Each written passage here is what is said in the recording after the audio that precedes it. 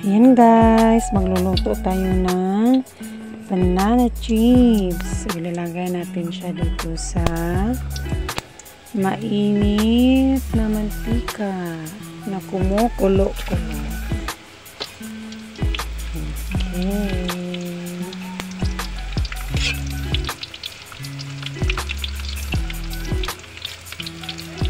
Pa-fried na natin siya.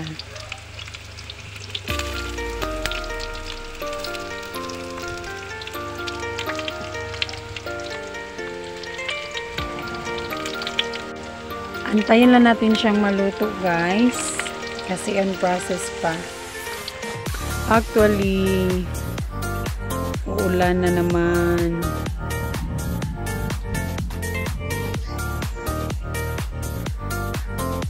Bago lang uminit yung lumalabas yung araw. Okay.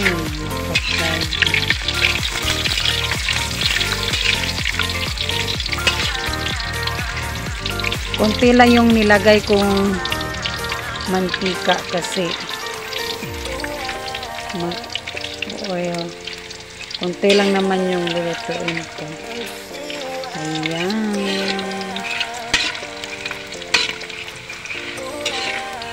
Ilagay natin siya dito sa steamer. Ayan. Namulutuin.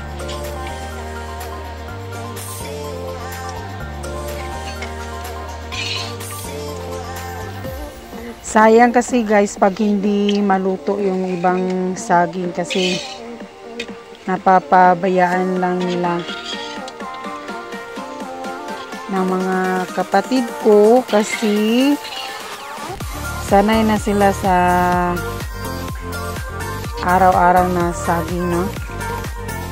Lalagay na naman natin siya ulit.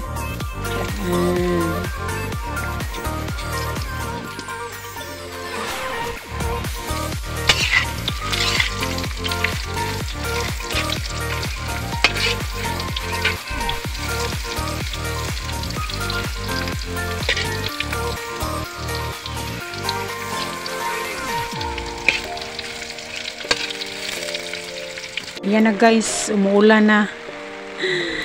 May low pressure kasi kaya laging umuulan.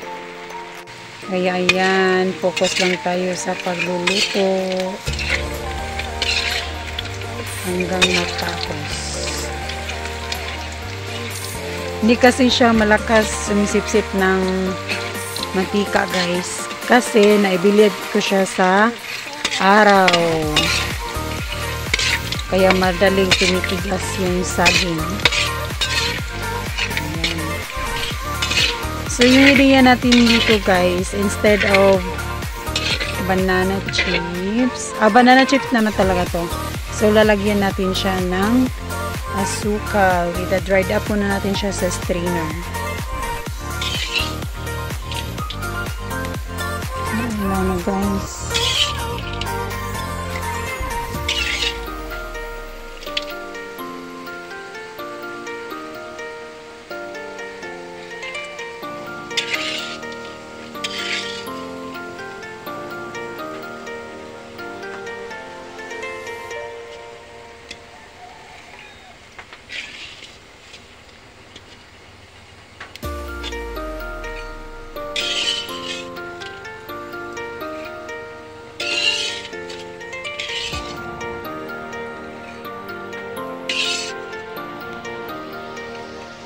Ayan, second batch. Yan guys, tapos na. So, i-melt lang natin yung sugar. So, konting sugar lang nilagay natin para hindi naman masyadong matamis. Tapos nito guys, ilalagay na natin yung naluto na banana chips. So, snacks namin po guys kasi malayo yung tindahan namin dito sa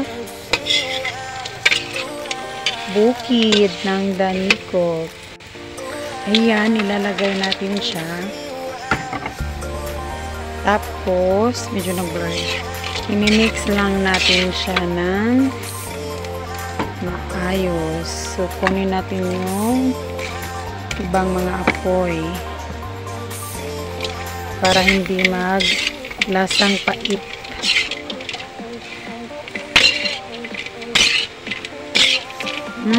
Yummy!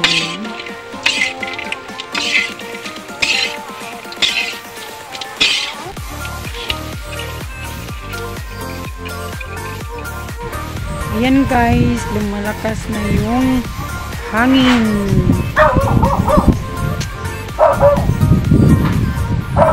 Itim yung panganod. So ito na yun guys, naluluto na yung banana chips natin. That's all for today's video. God bless. Bye bye.